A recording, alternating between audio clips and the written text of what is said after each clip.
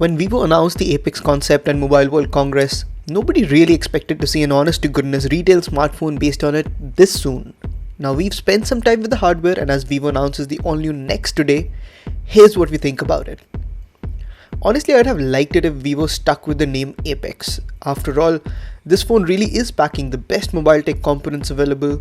It's only the second phone with an in-screen fingerprint sensor, and wait for it, no notch either.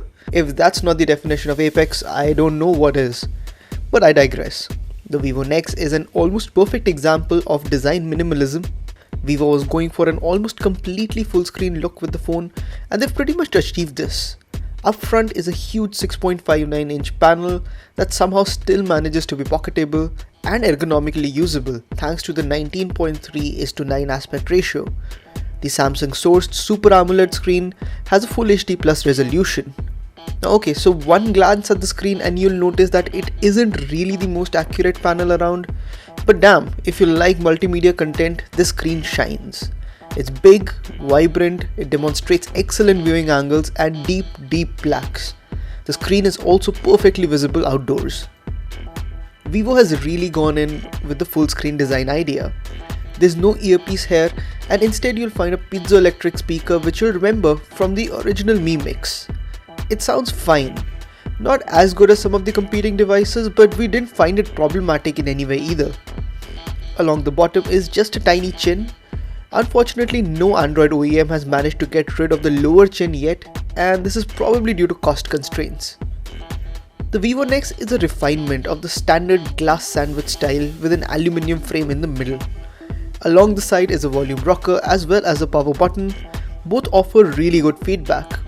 Meanwhile, on the left is a dedicated AI button that invokes the Google Assistant. Along the bottom edge is a single speaker, a USB Type-C port and a dual SIM slot. No micro SD card slot on this one. The 3.5mm audio jack is placed at the top. Lately there's been a trend of experimenting with interesting finishes for the rear panels. Huawei did it with their rainbow finish phones, and now so has Vivo. Under the Gorilla Glass is a very pretty pattern that glitters and gleams in a rainbow finish under direct sunlight. There's of course the dual camera sensors placed along the top edge. The primary camera is a 12-megapixel sensor with an f1.8 lens, dual pixel face detection autofocus as well as optical image stabilization. The secondary depth sensing camera has 5-megapixel sensor with an f2.4 aperture. There's a lot going on with the camera software on the Vivo NEX. Be it beautifying features, filters, or even a full-fledged pro mode, the Vivo NEX does it all. The standard photo taking mode is relatively straightforward. Now we say relatively because tapping a button brings out yet another mode where you can manually select filters or use the built-in AI engine to automatically pick out the best filter. Image quality is good, but not quite the best out there. The software has a tendency to go overboard with noise reduction, and it creates images that are a bit low on details. This is even more apparent in low light shots where images often appear a little bit blurry. The software also has a tendency to oversaturate colors.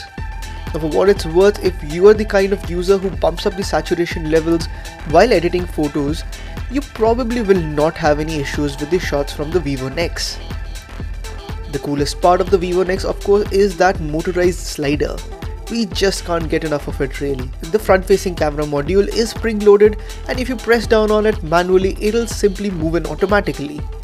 Now tapping the front-facing camera toggle brings up the module, which doesn't take more than a second or so. The 8-megapixel camera has an f2.0 aperture. Images from the camera can be a bit of a hit or miss. We tried our hands with the beauty mode, and let me assure you, I certainly do not wear lipstick. Here's another shot though. In bright sunlight, the HDR mode overexposes quite drastically. Let's talk software and performance. The phone is running a Snapdragon 845 chipset with 8GB of RAM. The performance is really the last thing you'll need to worry about. While we initially faced a few kinks, regular software updates over the last few days have really improved performance. The handset simply flies, but that's exactly what you would expect from such a high-end phone. The onboard FunTouch OS is a drastic departure from stock Android. Pulling down from the top reveals the notifications tray as well as a search bar. The notifications icons are grouped by app. Meanwhile, pulling up from the bottom left corner displays a control center which has a brightness slider, commonly accessed toggles as well as recently used apps. If you're coming over from iOS, you'd probably be right at home. There is a bit of a learning curve for everyone else used to the standard Android UX paradigm. There's also a whole bunch of preloaded apps and customizations, from the always-on display to the smart gestures and even the gesture-based navigation. There's a lot of features here and most are implemented quite well.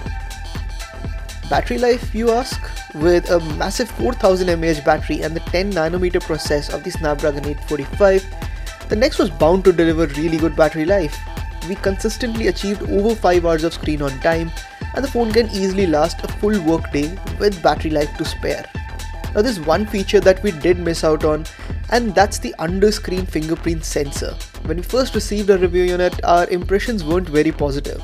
The fingerprint reader appeared to be buggy and it rarely worked. Over a slate of updates later, and one as recent as last evening, the performance has gotten much better, to the point that we can more or less reliably unlock our phones without having to resort to the PIN code. Now, it is understandable that being first generation technology, the under-screen fingerprint reader won't be as fast as a regular fingerprint reader, but hopefully we'll get there soon. So what do we think of the Vivo NEX?